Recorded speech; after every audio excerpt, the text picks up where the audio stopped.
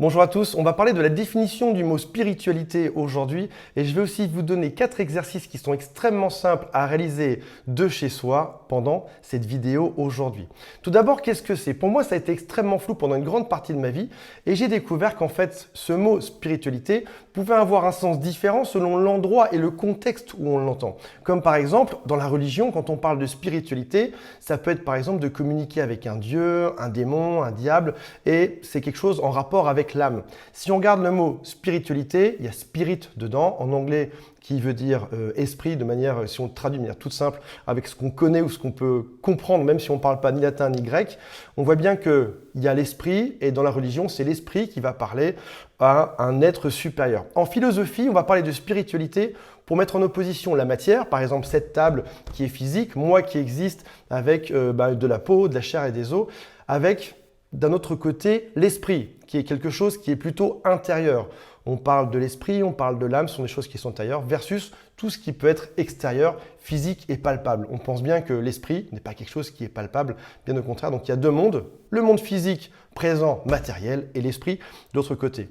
Et il y a aussi un troisième sens, quand on voit ça parfois en dev perso, dans le développement personnel, ça peut être la spiritualité au sens aller dans la quête de sens, aller trouver une libération, aller se libérer, retrouver plus de zénitude, plus de tranquillité dans sa vie. Il peut y avoir parfois des initiations avec une personne qui va vous dire comment faire, comment respirer, comment réfléchir, comment se comporter. Il peut y avoir aussi parfois des petits rituels comme des choses à faire le matin quand on se lève ou des choses à faire le soir. Il y a quelque chose qui est très important et on a vraiment compris la spiritualité ou ce mot lorsqu'on voit déjà que c'est compliqué à la base de le définir, c'est qu'on n'est pas obligé d'avoir une seule vision sur ce mot en l'occurrence. On n'a pas besoin de mettre une étiquette dessus en disant la spiritualité, c'est comme ça que ça se passe. Et finalement, toute cette complexité à définir ce mot même de spiritualité résume bien ce qu'est la spiritualité. Par exemple, on peut, dans la spiritualité, définir pour soi-même que pour vous ou pour moi, ça peut être par exemple de se connecter à l'invisible, à ce qui est autour de nous et qu'on ne voit pas. Ça peut être pour vous ou pas, c'est vous qui décidez d'apporter du sens à votre vie. Ça peut être aussi de vivre une vie plus sereine si vous le désirez. Ça peut être de s'écouter à l'intérieur. Ça peut être de se connecter avec des choses qui sont plus grandes que soi. Ça peut être vivre la magie de l'univers si vous le souhaitez. Ça peut être développer son intuition. Ça peut être écouter sa petite voix intérieure. Ça peut être de regarder les signes que l'univers nous envoie. C'est ce qu'on va voir juste après dans cette vidéo. Donc ça veut dire qu'on a compris la spiritualité à partir du moment où on a compris qu'il n'y avait pas d'étiquette fixe dessus. Si je vous dis ceci est un verre d'eau, c'est simple, c'est du matériel, c'est physique, on peut le définir comme ça. La spiritualité, c'est typiquement le fait qu'il n'y ait pas une vraie définition dessus et que chacun puisse mettre dessus ce qu'il souhaite. Avant d'aller plus loin, vous pouvez vous abonner. J'ai aussi mis un quiz en dessous pour déterminer votre niveau de spiritualité aujourd'hui. C'est juste en dessous dans la description de la vidéo. Je vous propose 4 petits exercices qui sont très simples à réaliser, qui peuvent vous permettre de vous initier à ceci. Le tout premier, c'est d'apprendre à s'écouter. Quels que soient les conseils sur votre chemin où vous allez aller, les conseils que vous trouverez dans des livres, les conseils que vous trouverez sur YouTube, les conseils que vous trouverez auprès de gourous ou d'amis, rappelez-vous que le meilleur guide que vous aurez pour votre spiritualité, c'est vous-même. Donc apprenez à vous écouter et à vous dire que quelles que soient les infos qu'on vous envoie, ce sera toujours à vous de décider.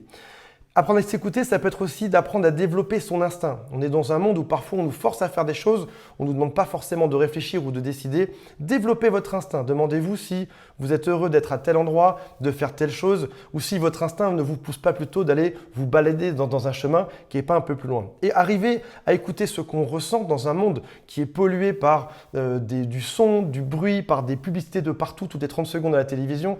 À un moment donné, écoutez ce qu'on ressent et se demander comment est-ce que je peux trouver plus de zen là-dedans. Se laisser guider par son corps et par son esprit, c'est une excellente chose à faire. Et ne plus croire ce qu'on voit, mais voir ce qu'on croit, ce qui est très important. Dans un sens, je peux me dire, cet objet, c'est juste un verre d'eau, donc je vois quelque chose et je le crois. Ou alors, je peux croire quelque chose de différent. Je peux croire que cette eau, c'est ce qui permet de donner la vie sur Terre, c'est ce qui permet d'alimenter les animaux, les êtres humains, les océans, c'est ce qui permet de faire vivre. C'est à moi de décider du sens des choses que je vais voir et non pas dans l'autre sens. Et là, on arrive sur quelque chose qui est déjà très intéressant. Rappelez-vous aussi que dans la spiritualité, on démarre tous du chemin où on est aujourd'hui. Il n'y a pas un espèce de point de départ 0 ou 1 pour tout le monde, ou un point de départ A où tout le monde devrait aller de A jusqu'à Z. Non, vous êtes déjà sur un chemin qui vous a peut-être conduit à cette vidéo aujourd'hui. Donc vous êtes déjà dans une des parties du chemin. Vos voisins, vos copains sont dans d'autres parties de ce chemin. Et c'est à vous d'avancer un pas après l'autre vers le chemin qui vous plaît le plus. Deuxième chose, c'est de trouver vos propres guides. Si jamais on doit se connecter à quelque chose, à un monde intérieur, si on veut se connecter à l'univers ou à ce qui nous entoure, il est important d'avoir un espèce de téléphone qui nous permettrait d'appeler l'univers. Pour certains, ça va être par exemple d'avoir des pierres, des métaux précieux, des pierres, des toucher le matin. Pour d'autres, ça va être de faire du tirage de cartes. Pour d'autres, ça va être de faire des prières en se mettant au bord de son lit le soir. Pour d'autres, ça va être de faire des prières internes. Pour d'autres, ça va être de faire de la méditation.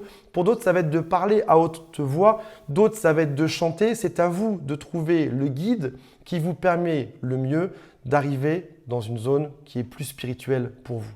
Et encore une fois, ces guides dépendent de chacun et c'est à vous de décider, parce que vous avez appris à vous écouter auparavant, de quel est le guide qui vous plaît le plus, quel est celui qui est le plus adapté à vous aujourd'hui. Troisième point, se nourrir de vibrations positives. On dit qu'il faut nourrir son corps pour être en forme avec des choses saines. Il faut aussi nourrir son âme avec des choses qui sont saines. On dit qu'il faut laver son corps. Parfois, il faut aussi apprendre à laver son âme. Par exemple, on peut tout simplement écouter son intuition pour être guidé vers les bonnes personnes. Quand vous écoutez votre instinct, à un moment donné, vous saurez ce qui est bon pour vous ou ce qui n'est pas bon pour vous. Par exemple, quand vous écoutez une vidéo, une formation, quand vous lisez un livre ou quand vous êtes en présence d'une personne ou d'un ami, posez-vous les questions suivantes. C'est qu'est-ce que je suis en train d'apprendre et qui me fait progresser? Et une deuxième question, c'est est-ce que j'ai vraiment envie de nourrir mon âme de ceci? Je vous donne un exemple très simple. Vous êtes peut-être retrouvé parfois attablé avec des amis ou des connaissances lointaines et vous vous êtes demandé est-ce que j'apprends des choses? Est-ce que ça fait progresser mon âme? Ou est-ce que j'ai pas plutôt envie de fuir? Si vous avez écouté votre instinct à ce moment-là, vous avez réussi à partir. Si vous ne l'avez pas écouté, vous êtes resté dedans à vous polluer. Si on prend ça en parallèle avec la nourriture, parfois vous êtes peut-être assis face à la nourriture qui est trop grasse, trop sucrée, trop salée, comme dit la publicité. Est-ce que vous allez prendre ça et donc faire dépérir votre corps ou mettre ça de côté pour aller vers quelque chose de plus sain? C'est à peu près l'image qu'on peut garder en tête. Si jamais vous ressentez un stress, dans ce cas-là, n'hésitez jamais à partir, à vous mettre dans un endroit qui est beaucoup plus reposant. Quatrième et dernier point, choisissez votre entourage. Je sais qu'au début, on est souvent entouré par des gens qui ne sont pas du tout dans notre propre spiritualité. Et puis un jour, on va en rencontrer un. Et si jamais on a une vingtaine d'amis, peut-être que l'un d'entre eux sera la personne avec qui on pourra parler de tout ça, parler de spiritualité. Et si vous vous laissez guider, si vous suivez votre instinct, si vous avancez là-dedans, vous allez rencontrer une deuxième personne, puis une troisième, puis une quatrième.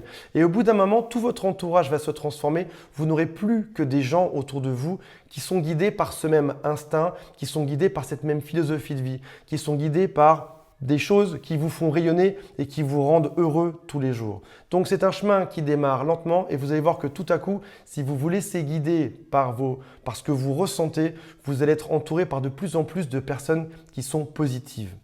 Aujourd'hui, si vous le souhaitez, abonnez-vous à la chaîne, laissez un commentaire pour me dire si ça vous a fait évoluer par rapport à tout ça. Mettez-moi aussi vos chemins.